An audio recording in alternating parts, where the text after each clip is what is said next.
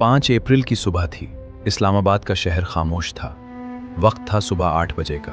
हमारी कहानी एक फ़ोन कॉल से शुरू होती है जो उस सुबह कैफ जमाल को मिली।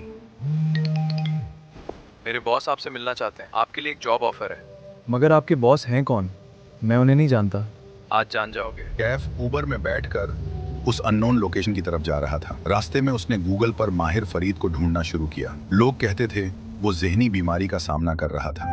रास्ते में कैफ ने गूगल का सहारा लिया। माहिर फरीद को ढूंढने की कोशिश की। वो नाम के बहुत से लोग मिले, लेकिन इंग्लैंड से ताल्लुक़ रखने वाला माहिर फरीद सिर्फ एक ही था।